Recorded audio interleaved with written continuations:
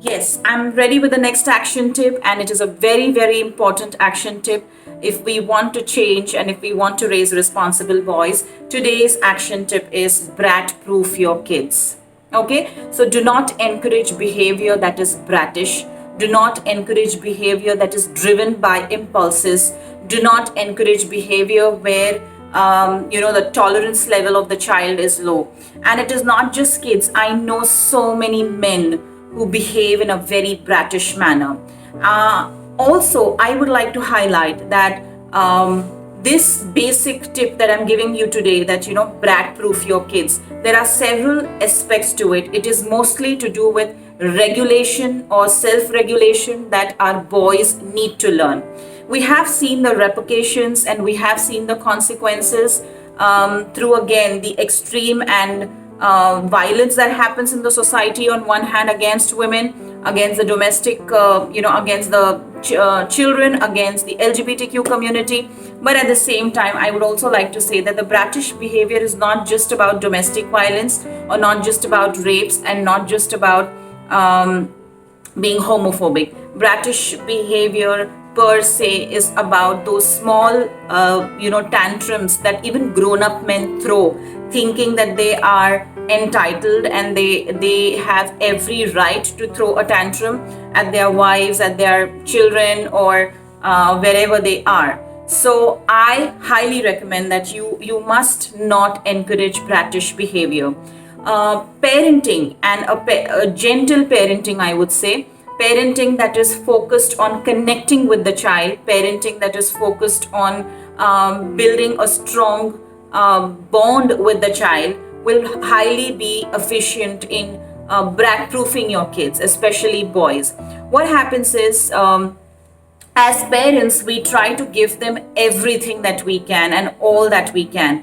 Plus, again, going back to the gender stereotypes and the rigid gender roles, most boys grow thinking that they are entitled to take decisions for girls. They are entitled to what you call as not just decide for girls. They will be responsible for the girls in terms of protecting them, and that they will decide what the girls should do or not do, and they kind of start dictating in those relationships. So if a young boy who's brattish grows up into a brattish man, the consequences are terrible. It affects the interpersonal relationships, it affects the home, it affects the next generation of kids that man will have. So overall, being brattish is just not cool. And I want to highlight the role of parents in this. Parents give everything to a child, and these days, in this, what you call is, there's a lot of media dump that's happening, and we are easy victims to it. And kids are the most important target, where when it comes to selling things and when it comes to creating products, it's a multi billion dollar industry, where kids are the focus of advertisements and selling products. So parents get carried away, and most of the times we are raising a generation that has a lot of narcissistic traits. We are raising a generation that is so self-absorbed, and it's all about me and I. It's all about, the materialistic things, and we are continuously supplying kids with one thing after the other, and their attention span is so low, and they just get bored of one thing, just like maybe within like 24 hours they want another toy. So what we are doing is, we are creating a lot of, you can say, we are giving in excess. There is a lot of excess of toys, excess of things, and excess of dresses, excess of shoes, a lot of excess. This is where the parents go wrong. I believe that there is something known as balance, there is something known as need, there is something known as what do you want, what do you really need, and what do you want. So parents should be first able to differentiate between that, and allow and give children what they deserve and what they need, rather than what they want. Because everything on the wish list goes tick. So when your child is like a 2-year-old or a 4-year-old, he will probably ask for everything that a 2-year-old would ask. But you have to know, the moment the child is growing up and when he gets into the teens, when he gets into this young adulthood, there is a different set of demands that he will have from you or from himself and from people around him. And if these needs and demands are not met, there is a tantrum that is thrown. There is a high possibility of acting on impulse. So you are creating a generation of kids who are not knowing what do you mean by delaying gratification. We are creating a generation which does not have any frustration tolerance, a high frustration tolerance.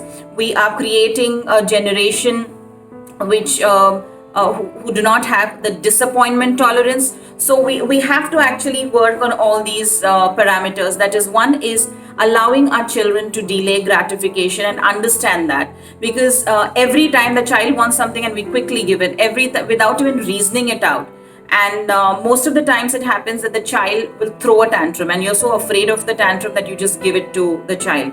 You try to distract the child with a mobile or with anything that is convenient at that point of time, without realizing the emotional consequence, without realizing how is it going to affect the child in the long run.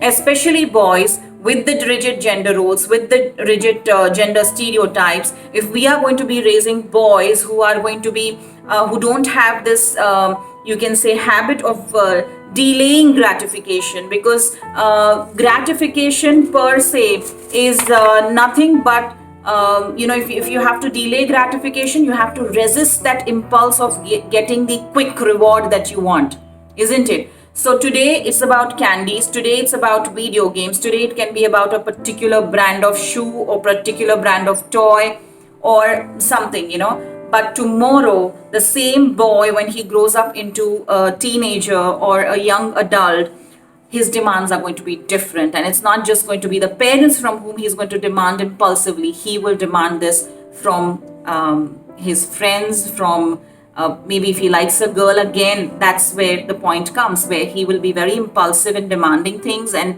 he will not expect things in relationships, he will demand things in relationship.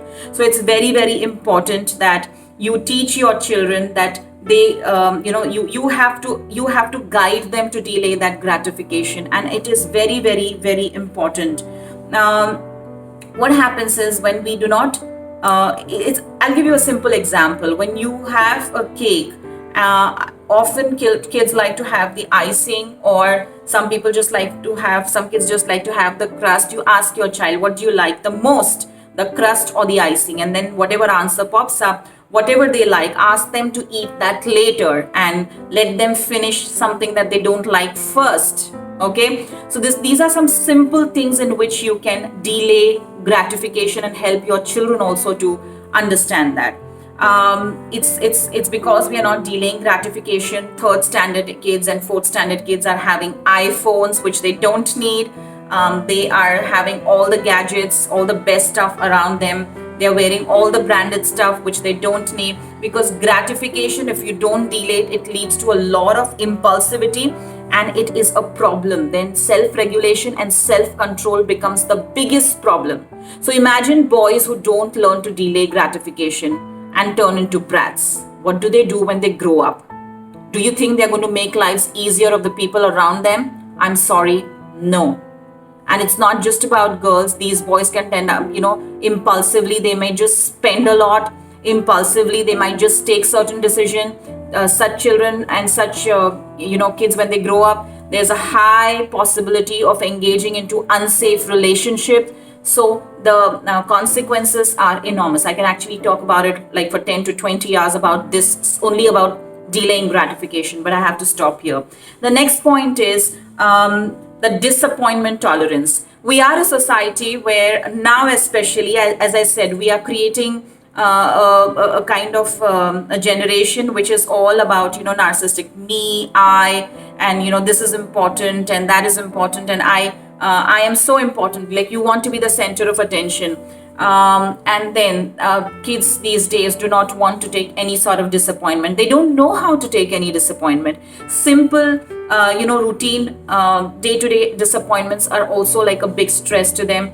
And of course, kids, they will get disappointed, but it's the parents' job to help them understand that yes, if you are disappointed, there are different things that you can do other than just getting disappointed and sulking and kind of throwing a tantrum around. There are ways to get over this disappointment. So you have to increase the disappointment tolerance. You have to learn to bounce back.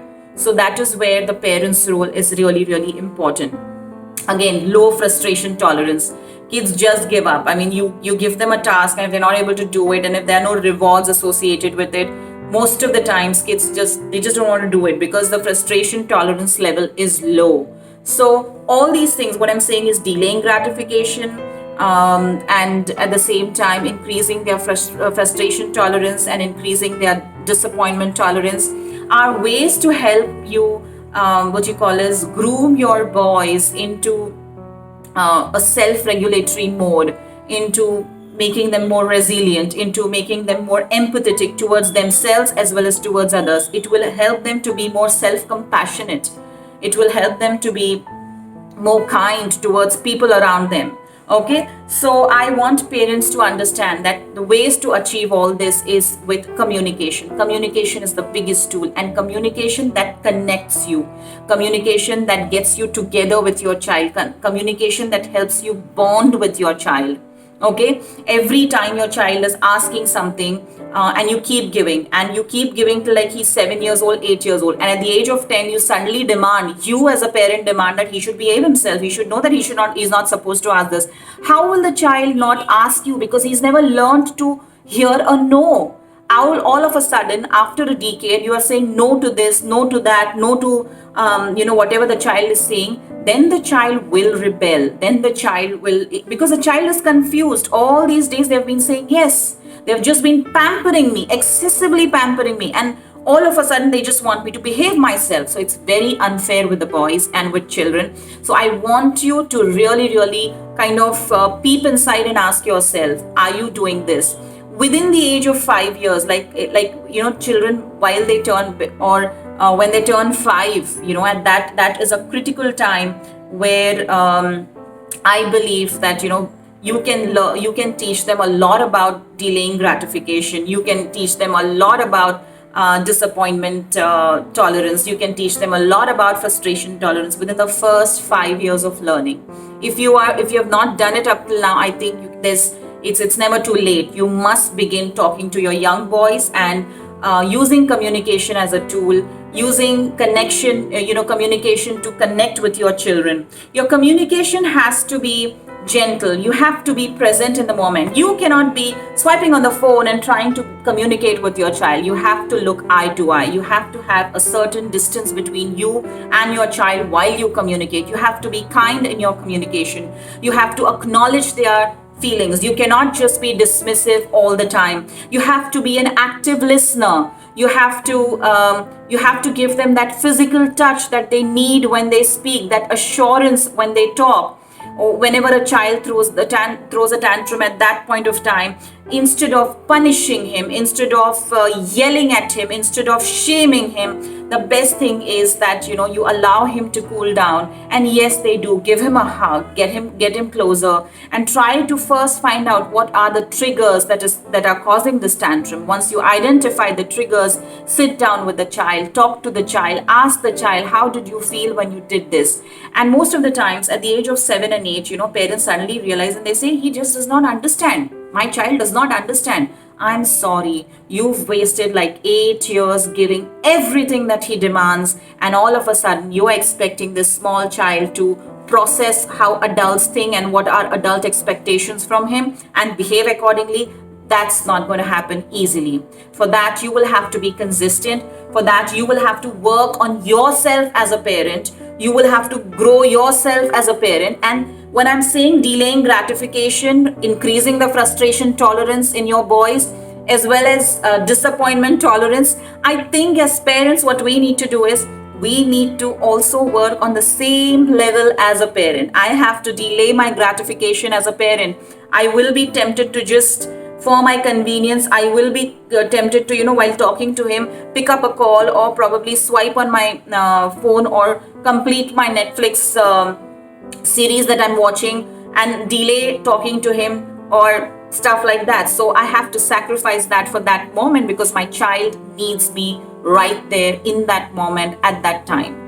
Okay. Second is when I cannot be disappointed when it's not working. It is not going to work overnight. It is years of investment, and then you will see the results. And consistent investment, kind investment, gentle investment, no punitive measures. The moment we act in a way, with even with the children whom we call brattish, when we punish them, when we reprimand them, they are learning, okay, this is the way you punish someone who doesn't listen to you. So when I grow up into a young man, and again I become a jilted lover. This needs punishment, is what you are reinforcing in the child, especially boys, and of course girls as well, children as well, I would say. You have to be kind, and connection with children happens in the moment. You have to be really, really active, and you have to you have to be like a consultant when you're discussing things with them, when you're talking things with them. It's not that you keep on giving them orders and instructions and preach them. You have to be into that consultant mode. You have to be into that counselor mode, empathizing with them, talking to them, and not giving up and being firm at the same time. Okay, so you should have the courage to ask your child, when I yelled at you, how did you feel? I am sorry to yell at you. These are the moments when children connect with you, and you have to be a role model yourself. I think in every action point, I'm trying to emphasize you have to be the role model. And there is one thing that most parents do is either they yell, shout, or they put these young little kids into the timeout zone. You go and you time out.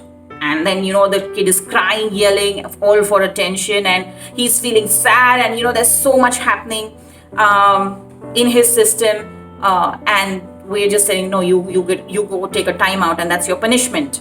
So it doesn't work that way. If you think you're not able to handle the situation at that point of time, if you have your partner with you, you can say, okay, fine, you just take care of the kids right now. You have to have a parent timeout. Because parent timeout is what I do is when I'm like really, I mean, there are times when we are all human beings, we the lid just blows up and you don't know what to do, and there's nothing that's going according to our plans, or the kids are really, you're feeling you're getting stressed about it. I just allow them to do what they want to at that point of time, and then I step back. So the first thing is you step back instead of giving them the timeout. You go take your 5 minutes, just go in the bathroom. If there's no other place, just go in the bathroom, sit, breathe, calm down, ask yourself what are the triggers, just calm down, then come out and then sit and talk to them. So don't just get in the heat of the moment. Don't be impulsive, because that is what we want to teach. We want our children not to be impulsive. We want them to learn how to regulate themselves. So I want you to have this non-punitive, positive disciplining method in your house. And I believe that discipline happens with love. It is love is a very important or an integral part of disciplining kids or ourselves also. So I want you to be in the moment, be active listener, communicate properly so that your kids get the attention that they want. Many times when kids throw tantrums, and that's also because they need attention. There is some underlying cause that we are not able to find out. So you have to research and find out what is the underlying cause of my child being so cranky, throwing tantrums or whatever. When I'm saying brat proof your boys, I am actually trying to say that stop pampering your kids or over pampering your kids. There has to be a balance. There has to be one good level of balance. You cannot go off balance, and you cannot do that. Like, you cannot pamper a kid like for the first 8 years or 7 years of his life, and all of a sudden choose that, all of a sudden decide that, oh, he needs to behave himself. He's a grown up. No. It doesn't happen that way. This is something I really, really want you to remember. I also want to highlight that if you don't stop at this over pampering, and if you don't take charge of this brattish behavior, if you don't grow as a parent, if you don't communicate, if you don't discipline with love, if you don't stop using the punitive measures, it is having a huge impact on these young minds, and that is how they grow up, and that is how they take their relationships forward. That is how they start treating women in their lives in that manner. And they all most of the times, when kids and when boys are pampered, they feel that they're entitled to do that. So you can imagine, it's a heavy mix of all the lethal things happening, that we are creating, and then it is going to burst somewhere. So it's not just about going and raping a girl, or going and bullying someone or harassing someone. It's also like, let's say this child, when they, even in the marriage, they will face difficulties because there's another person who's coming and walking in and staying with this guy, and he is not able to adjust. All he is used to is a lot of pampering, a lot of attention, a lot of impulsive behavior. Do you think it's easier to stay with an impulsive person? It's like a very risky behavior. So you are increasing the risk rate of these children if you don't take care of them. So this action point of brat proofing your boys is very, very essential, especially in our society, given the kind of cultural setup, and given the kind of what you call as the environment that we are into, given the kind of media exposure that we have around us, and our children have access to. I think it's important that we definitely pay attention to this, and we work towards raising boys who are accountable, who are resilient, who are not afraid of expressing their emotions, who are not afraid of what you call as emotional regulation, and who are not afraid to say that yes, I am afraid. So it's very important that you work on this, and I hope this action tip helps you, or action point helps you. And there are many simple ways of doing these things, like delaying gratification, increasing the frustration tolerance, or working on the disappointment tolerance level. And for everything, I think we all need language, we all need communication, and we all need connection. The moment you connect with your child, the moment you allow yourself to be in that moment totally, you immerse yourself into that moment and decide to intentionally give time to your child, trust me, you will see a difference. Trust me, you will get the love back. So you have to set expectations right from an early age, so that so that the boys learn that yes, this is how boundaries are set, and these are my boundaries. So boundaries are not just for girls, boundaries are for they're for boys as well, they're for all of us. We have to have some control. Self control is the best control. So say no to impulsivity. And also your relationship with your spouse also matters a lot on how your child is taking up these delaying gratification, or frustration tolerance, or the disappointment tolerance. I hope I made sense today, and I hope you like this action point. Stay tuned for the next action point as I get it to you. Thank you.